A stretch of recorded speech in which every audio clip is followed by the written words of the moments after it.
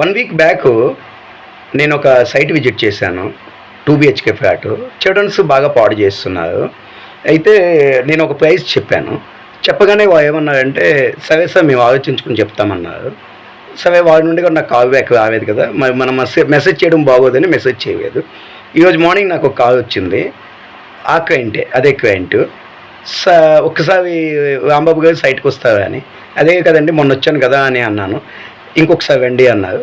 సరే ప్రైజ్ ఏమైనా తగ్గించమని అడుగుతావేమో అని చెప్పి, సరే ఏదో ఒకటి ఆలోచిద్దాం అక్కడికి వెళ్ళిన తర్వాత సైట్కి వెళ్ళాను.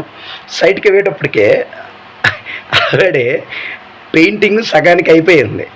ఆ సగం కూడా కింద సగం పెయింట్ ఫ్లోర్ పైన, ఫర్నిచర్స్ పైన సగం పెయింట్స్, గోడ పైన సగం పెయింట్స్.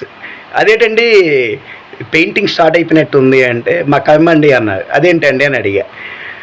కర్మ అంటే మరి ఏం చేస్తాం రాంబాబు గారు, మీరు చెప్పిన ప్రైస్ కొంచెం మాకు ఎక్స్పెన్సివ్ అనిపించింది, క్వాలిటీ బాగుంటుంది, మేము ఆన్లైన్లో కూడా మేమంతా సెర్చ్ చేసాం, the best sunrise paints అని చూసాం, కానీ మాకు ఎక్కడో చిన్న ఎక్స్పెన్సివ్ అనిపించింది అమౌంట్, మరి మీరు భాగ్యం చేస్తావు ఏదో అని చెప్పి మీరు కూడా ఆ రోజు ఫిక్స్డ్ అని చెప్పడం జరిగింది. భాగ్యం చేస్తావేమో అని చెప్పి, చెయ్యవేమో అని మేము వేరే వాకర్ పెయింట్ అని అప్రోచ్ అయితే, వాడేమో ఏదేదో చెప్పి మాది 10,000 ఆగేసాడు అడ్వాన్స్ తీసేసుకుని పెంట చేసేసాడు.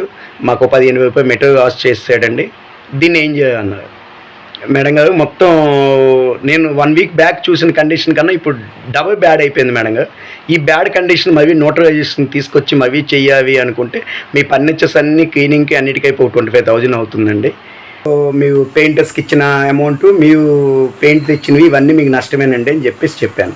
ఇంకేమైనా భాగ్యం చేస్తారని అడిగితే మళ్ళీ భాగ్యం మళ్ళీ నేను చేసి మళ్ళీ వెనక్కి అయితే ఇంకొకటి వచ్చేవాడిని చేసిపోతాడు మేడం గారు. ఎక్కడో కాంప్రమైజ్ అయ్యి చెయ్యండి. ఇప్పుడు మీ సొంత ₹1,00,00,000 పెట్టి కొన్న మీ ఫ్లాట్కి మీరే ఇన్వెస్ట్మెంట్ చేసుకోలేకపోతే ఇంకెవరో వచ్చి చేస్తారో చెప్పండి అని చెప్పేసి అన్న.